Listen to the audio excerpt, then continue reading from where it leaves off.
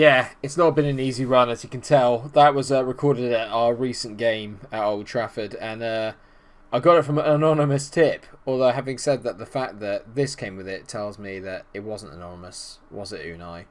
Good evening. And good evening to you too, mate. There's no room for jealousy. Anyway, like I said, it's been a tough run. But we have the January transfer window deadline day in today's episode. Maybe some new signings will help reinvigorate the team. Drop the intro.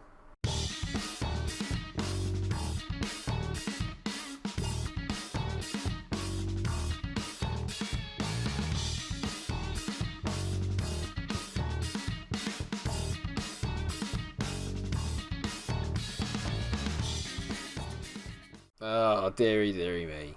Where do you start? On the face of it, it doesn't look that bad, does it? We've won, we haven't conceded in our last 3 games in the Premier League. We've got 2 wins out of 3, one of them being away at Anfield where we got a 0-0 draw. It's all pretty good, but you look at the 3 ones before that.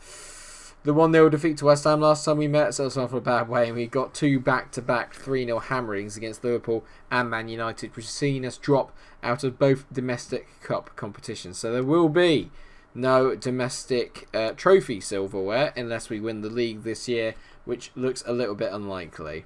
City are kind of running away with it. They're 6 points clear, and we're 6 points clear of 5th place Spurs. So you'd think it's not that bad, but the fact that we're not doing well against the teams in and around us, especially away from home, is making it a little bit tricky to see us mounting any kind of title challenge. It really now is all about the top 4, as well as the signings, but we're going to get onto them after a couple of games today. Those being against Brighton and Bournemouth, both of them at home. Let's get cracking. Before we get cracking into the games, one issue I've got, you'll see a lot of SPT here, and it's mainly because David Luiz kicked off a little bit because I let Mesut Ozil go. He is now gone to Schalke for £15 million, but we're still paying his wages because I could not get him off of the budget. So we're paying his wages for a little period of time. And it's not what I wanted, but at the same time, there's still plenty of room in the wage budget for us to do some manoeuvres in this episode. But because David Luiz raised his concerns, everyone else did the same thing. Now they all feel that we're lacking quality depth in the attacking playmaker position, which means I've had to switch my targets around slightly from a box-to-box midfielder to a more attacking-minded one, and we'll get on to who I kind of had a look at in a minute. So, in goal is Bernd Leno, Kolasinac, Socrates, David Luiz and Bellerin are the back 4. Then Torreira, Delaney and Joe Willock, who's now coming ahead of Ceballos in that midfield. Emil Smith-Rowe takes his position out on the left-hand side as Lacazette is injured with a little hamstring strain for another couple of weeks. Pepe is on the right and Aubameyang is going to be leading the line up front. Brighton are rock bottom of the Premier League. They recently had a 4-0 humbling by Liverpool at their own ground, so they could be out for a bit of revenge today, or hopefully we'll just be able to add to the misery and give them a good pasting. I'm feeling a little bit under pressure, I won't lie, but I'm still feeling pretty good as we have a good chance here. Joe Willock to Delaney. Decent ball by Delaney out to Bellerin. Bellerin cuts inside, whips a ball in. Aubameyang somehow heads it wide. Somehow. Come on, Pierre. Get in it, mate. Come on. Pepe has gone right off the boil, by the way, as well. He has not scored in, I think it's about 4 games now. Make it 5. He's actually had a real drop-off in quality. He's not scored or got an assist in his last 5 games. The other one I have to tell you, actually, and I forgot, is that, oh my god, Pepe has scored. It's his 14th goal of the season, and he snuck in at the back post after a good ball by Kolasinac. Reason why Kolasinac's in, there's been so much going on, I completely forgot. Kieran Tierney's out for 3 months, just so you know. So part of me was tempted to get another left-back, but unfortunately we're going to have to put up with what we've got. I can't justify getting another quality left-back just because Kieran Tierney is out. Kolasinac is going to have to do, and Pepe tucks away a good shot there. Hopefully that will calm the team down a little bit. Pretty sure most football managers wouldn't be seen in such a creased shirt as this as well, to be fair. I've literally just got in from work and I'm enjoying the save so much I thought, you know what, I'm just going to get straight onto it. No messing. I just want to get stuck into some football manager today. I'm feeling it. I'm feeling good today, mainly because it's 2 games. I think that we should be winning, and that always puts me in a really good mood. And I love the transfer window, so I'm hoping that you're all going to enjoy it. It's going to be one hell of a deadline day. There's not really been much to talk about, which is why I can kind of focus on like the transfers and everything that's been going on outside of the results at the moment. And Johan Bask, who's got one of the best names in the business, finds Montoya, and I have to say, actually, it's really bad for Kolasinac. He's been completely found away here. Montoya's just darted around another player. Kolasinac, don't foul him. That's in the box. That's in the box, isn't it? I said I said that Kolasinac would have to do instead of Kieran Tierney, but if he's going to do that, Pascal Gross. It's 1-1. Say Kolasinac. Brilliant assist at one end. Bit of lunacy at the other. Like, he's just a hothead. There was no need to dive in there at all. Great pen by Gross. And we are somehow pen back from their first shot on target. He's given us so much work to do now. You idiot. I'm going to certainly say I'm far from pleased with what I've just seen from the team. And I'm going to get fuming with Kolasinac. Say aggressively, I'm not happy with your performance, and he's unhappy and looks stressed. You know what, mate? You know what? Off you come. Tilo Kehrer is going to come on and play at left back because can't cope with that. Sorry, mate. That was the stupidest thing to do. There was just literally no need for him to dive in. I really can't afford to lose points here. We really can't afford it. Torreira is going to come off, and I'm going to have to bring on. I'll tell you what, actually, we're going to bring on Martinelli, and we're going to get him to go up front as well with Aubameyang. Let's see how that goes. We'll get him playing as the complete forward on attack. And see how that goes. It'd be quite fun to see what we're like when we have got 4-4-2. Press up against them and see if we can maybe just get it wide and hit some balls in. Forget working it into the box. Let's go a little bit more standard. Get there nice and high. And also say be more expressive. Let's see what happens here. We can't possibly drop points to Brighton. I mean, they've only got 8 points all season. They've been absolutely piss poor this season as Kehrer throws the ball in. MikeRo looks like he was clattered there. Is the ref going to give a penalty? And he has. It's a penalty up our end now. Now, Nicolas Pepe, he's been in good goal-scoring form from the penalty spot. Pepe. Get in! 2-1. Great finish by Nicolas Pepe. The man is back. It's his 15th goal of the season. Great finish. Top corner. Get in. We take a 2-1 lead. We needed that. I needed that. God, that's a beautiful pen. They don't save those. Come on, let's just get a third. Bellerin into Willock. Good ball. Not seen a lot of Willock. That's a sensational ball from Willock. And Martinelli has somehow not scored there. It was a brilliant save by Ryan. He's just hit the outside of the post. What an effort. We cannot let them score again, please. Please. Solly march up against Bellerin. Plays into Day proper. Great play by Aubameyang. Great tracking back. He hits a lovely ball over the top. Martinelli is in. What a save by Matt Ryan. He was already down and just let his arm come out there. What a save that is. I have to say our goal difference is pretty poor for a team in the top 4. We've only got a plus 35 from 23 games. We don't spank a lot of teams. But again, it's because we're finding that balance between being defensively solid and being quite attack-minded. And that's a great bit of play by David Luiz. He hits over the top. Aubameyang races onto it. Aubameyang, great finish from Pierre-Emerick Aubameyang. That's why I'm playing him up front. He's played in the few games up front now, and he's scored in every single one as an advanced forward. Great finish from Pierre. Good in. Game over. Good ball there by Bellerin. Willock flicks it on, I think, with proper. And David Luiz just hits an absolutely wonder pass. That touch there from Aubameyang is so good. World-class quality. And now we are putting Brighton to the sword. 4 minutes of added on time and nearly up. We've been absolutely great today. Very, very happy. And who's getting sacked now? Not me. 3-1 result. Passionately say I'm very happy with the result and the way you played. Kolasinac, though, may not play in the next game. Just saying. City, though, won again, annoyingly. They won 1-0 against West Ham as well, which is a pretty big result, seeing as West Ham were 4th. But at least that puts 5 points between us and them, and we've also got a game in hand. So we're looking to secure our top 4 position at the moment. Right, it's Bournemouth up next, but we might have some transfers in the in-between, because I don't know when they're going to start coming in with all the offers that I've been making, because I've been making a few. Now there are interesting developments. For a start, MikeRo is showing some very good progress, and now he's playing at a Premier League abilities. This is good because he can be filling in as my actual other left inside forward. But this is the big news then. Granit Xhaka, Man United in bid for Granit Xhaka. I mean, they've already offered me £28 million. I'm wondering if I can get a bit more for him. Should we try 24? Selling Granit Xhaka for £31 million and he's injured. Definitely. And selling him to United, not a worry. Go for it. Now, this opens up things for the transfer deadline day. If I get that through, it's an extra bit of budget. And I might try and use that wisely. I'd hope I would use it wisely and not anything else. This is, I mean, why would I use it stupidly? The pressure's getting to me now. I've got a lot of decisions I need to make in a very short space of time. Right, okay, so first bit of business out of the way, and it is a big player. Nikola Milenkovic. Yeah, we talked about him in the previous episode, and he, for me, on hindsight, was probably the best centre-back I could get.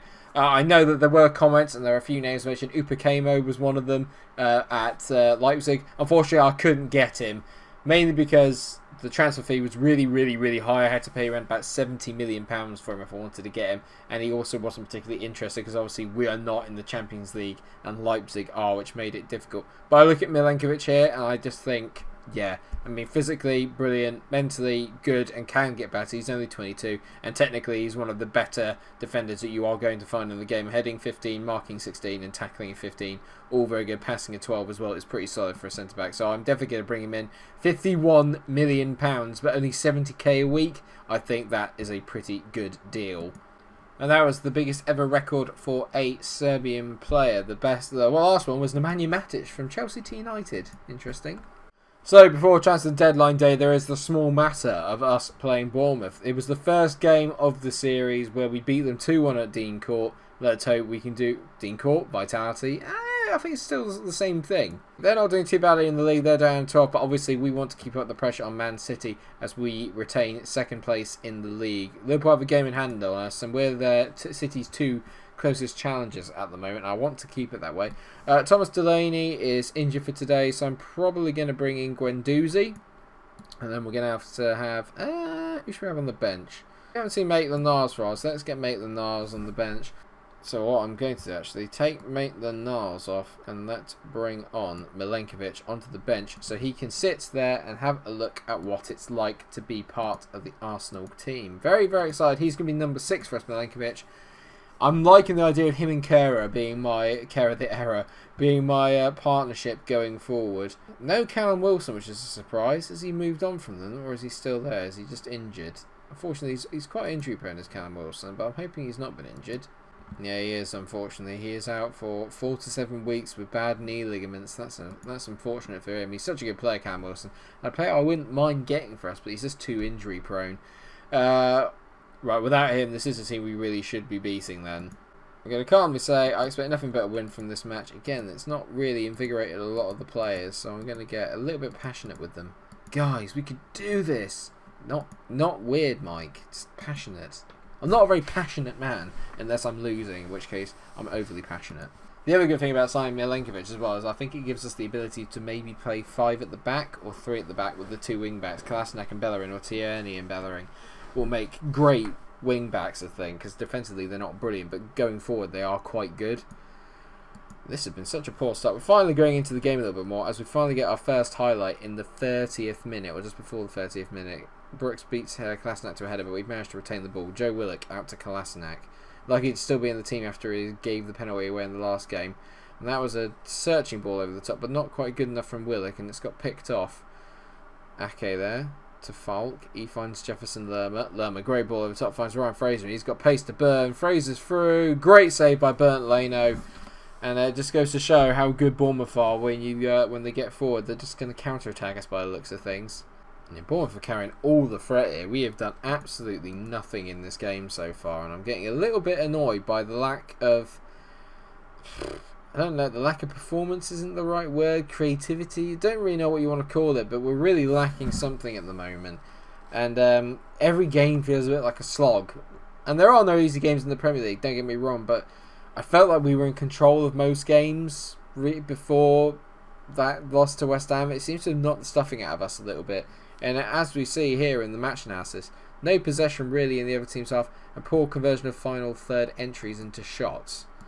So I'm going to get aggressive and say, come on boys, I'm far from pleased here. What is going on? The one benefit is that we are still 0-0. That's the only positive I can take from this. And this is where I do think they're letting Ozil go. It's not a mistake, because obviously I'm looking to replace him, but maybe not playing an attacking midfielder in general is not the way to go. Should I really be playing Bournemouth and having a holding midfielder? And with that in mind, actually, we're going to change it. Torreira's going to come off, and I'm going to bring on Danny Ceballos, and he can go and sit in behind Aubameyang. Yeah, Ceballos quite likes that number 10 role. So let's go and play in there and see if it makes a little bit of a difference to our shape. Adam Smith now plays it back to Begovic, who hits it long, and that's a great ball out to Brooks, and he's got so much room there. Kolasinac just stepping off him for no reason. Dominic Solanke, great save by Bernd Leno. He is the only reason this is 0-0 right now, and I'm not happy. We're going to take Smith Rowe off. He's been really disappointing. Martinelli's going to come on. I'm going to bring on Reece Nelson as well. Very similar to the last game. We're going to go 4-4-2. I'm going to drop Ceballos into the role here. He can play as the attacking playmaker or advanced playmaker. And Pepe is going to go up front with Aubameyang, I think. And we'll get him playing as the pressing forward on attack. And let's just see how that goes. But I mean, I'm a bit irritated by the squad here. This is not good from the team at all. We've not done anything. We've got all the ball now, but not done anything with it. 63% of the ball doesn't mean anything if you can't create anything. There's Nelson now. A little bit of composure. Good play for the youngster. Great ball at the top to Pierre-Emerick Aubameyang. Aubameyang. Ah, oh, what a save by Begovic. We're pressing now, though. Now that I've gone to attacking, we're pressing them. Ceballos hits it. Oh, just wide. Oh, what an effort that would have been. He's scored some belters so far. He's gone a little bit off the ball in recent months, but at the start of the season, he was banging goals in for fun. Ceballos from Don't You Dare. Lloyd Kelly whips it in. Solanke at the back. Oh, Kolasinac. I mean, I'm disappointed with the 0-0, but that from Kolasinac in itself is horrendous. We lack in creativity there. We really were. That was piss poor. We're 5 points behind City now, and they've got a chance to extend their gap to 8, and you can see the title running away from us. And Bournemouth frustrated by draw. I'm frustrated by the draw. So transfer deadline day is here then. Xhaka is gone. World class midfielder. Are you kidding? I'm running out of time here, and the signings I've tried to make just aren't happening. Okay, so along with the other player that I have in mind, I've gone for another couple here, and I'm sure that this is going to raise a few eyebrows. Victor Fisher is the first that I've gone for. I feel that even though Emile Smith Rowe is good, and obviously we've got Saka coming through in the youth as well, I feel that we are lacking a little bit in the attacking department, especially down that left-hand side, because Pepe's kind of made the right-hand side his own, although I would like to have another player that could play on that right-hand side, which is where the next player comes in. But I'm thinking Fisher might be a decent start. I know that he's never been one of the most, glamorous players. But I look at it here, and I think, actually, he's pretty decent. He's trying to mug me off here, and I'm not having it. Nah, not having it. Sorry, Vic. You had your chance, mate. No chance. The other player is David Neres. And yes, we all remember David Neres from my Southampton save. Actually, quite a lot of you probably won't remember because it didn't really get that many views. Not in comparison to now. Anyway, David Neres, a player from Ajax who can play left wing, right wing, up front, a little bit further back. He's got everything you need. To start with, he'll be a squad player, then a regular starter next season. Then after that, he'll be an important player. I think we can go along with that. Let's negotiate the contract then. See, he only wants 62k. So in terms of wages already, this makes me feel a lot better. I'm going to offer him 44. I'm really stingy when it comes to wages. I try and always get the best deal I can. Agent fee of 200 is fine. No yearly wage rise. Let's see what he says. 65. Okay, I think we can work with this. I'll meet you in the middle. Let's go 50. 54. 54 was fine. I've taken him down from 65 or something to 54. That's an extra 10k I've saved. I will take that. Excellent, just in time. Another Ajax man. I did say I wanted an attacking midfielder. Who do I bring in? Donny van der Beek, because he can also fill in for Delaney as the box-to-box midfielder. You look at this, there are only two attributes here which are not in double figures, and that always indicates to me a very good footballer. I think to get him for what we're getting him for £26 million, I'm going to buy him. 120k on wage is quite high, but he is a player who's been there, done it, played in the Champions League, got a number of important goals last year. Donny van der Beek, welcome to Arsenal. And hopefully joining him will be his teammate. No! The paperwork wasn't complete before the transfer window. Damn it! I shouldn't have waited. The game just got away from me a bit. Oh, this has not been the best. This has not been the best episode ever. Ooh, Erling Haaland. Well, at least Donny van der Beek is going to give us a little bit more going forward as well. But, oh, mate, I'm a bit upset there. If I could have had David Neres as well for a bit of extra wing play, that's fine. At least we get to play the youngsters in the Arsenal squad, which is something. I'm just a little bit... I could have had both of them. But I don't want to completely buy out all the Ajax team, so maybe it's for the best. It's still a pretty dramatic transfer window, to be fair. We've made two really good signings in Milenkovic and Donny van der Beek. The team is now beginning to take formation underneath me, and I'm very, very pleased. I think where we come back for is, I reckon that I don't want to show you all the games of the Europa League, especially if we're playing the teams like Getafe, with no disrespect, but we should be beating them. But I think what we'll do, we'll come back for the home game against Chelsea, and then the home game against Getafe for the second leg of our first knockout run. I know the season's going on a little bit, and there's more episodes in a season than I normally would do. I normally try and get 9 or 10 episodes a season in, but because obviously this is a short-term save, I still want to hit maybe around about the 40 episode mark for it over 3 seasons, so we're going to give ourselves a little bit more time to kind of go through the save. So it's not a complete playthrough, but there's a lot more detail to it, if you know what I mean. Thank you so much for watching the episode. I hope you have enjoyed it. If you have, then please do like, share, and subscribe. Let me know what you think of my signings in the comment section. And always give me some more names and get ready for next year, although obviously we don't know the budget. I've managed to save £25 million. Hopefully that will go towards it. I'm glad we didn't get Neres. We should have done. Please do like, share, and subscribe. And until I see you in the next episode of my FM20 Arsenal save, stay cool.